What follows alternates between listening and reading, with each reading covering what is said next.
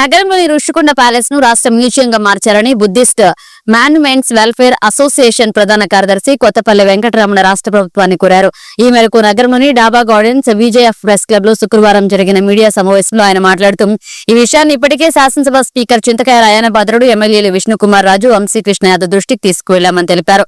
వారు ప్రభుత్వ పెద్దల దృష్టికి తీసుకుని వెళ్తామని హామీ ఇచ్చారని చెప్పారు. జిల్లా బుద్ధ చారిత్రక వారసత్వం కలిగిన ప్రాంతమని, జైన మత మానవాళ్లు కూడా ఈ ప్రాంతంలో అనేక ఉన్నాయన్నారు. తోట్లకొండ, బొజ్జన్నకొండ, బావికొండలతో పాటుగా శ్రీకాకుళం దాటి పొరుగు రాష్ట్రాల వరకు ఈ సంస్కృతి సాంప్రదాయాలు వ్యాప్తి చెంది ఉన్నాయన్నారు.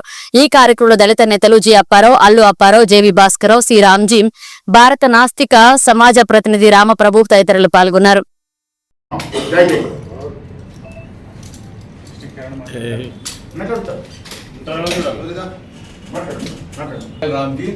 నేను బుద్ధిస్ట్ సొసైటీ ఆఫ్ ఇండియా నుంచి వచ్చాను.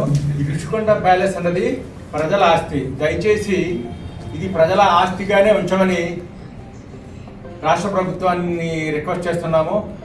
మనకి కూడా సామర్థ్యం దీన్ని డెవలప్ చేస్తే మనకి ఆంధ్ర నుంచి, ఈ దేశ విదేశాల నుంచి కూడా రెవెన్యూ వస్తుంది. దాని ద్వారా మనల్ని ఈజీగా దీన్ని మెయింటైన్ చేయొచ్చు. రాష్ట్ర ప్రభుత్వాన్ని చేస్తున్నాం.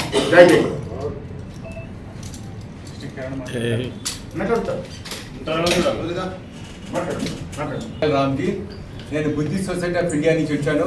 ఈ ఋషికొండ ప్యాలెస్ అన్నది ప్రజల ఆస్తి. దయచేసి ఇది ప్రజల ఆస్తిగానే ఉంచమని రాష్ట్ర ప్రభుత్వాన్ని రిక్వెస్ట్ చేస్తున్నాము.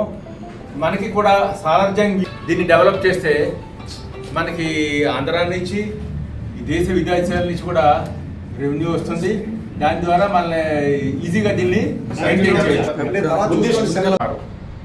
కానీ ఇప్పుడు ప్రభుత్వం ఈ అద్భుతమైన కట్టడాన్ని ఏం చేయాలని ఆలోచనలో పడింది.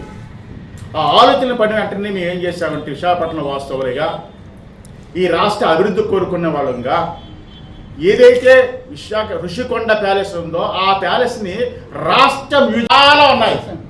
అవన్నీ కూడా హైదరాబాద్లో గతంలో కలిసినప్పుడు పెట్టాం. ఇప్పుడు అక్కడ చాలా ఉండిపోయారు.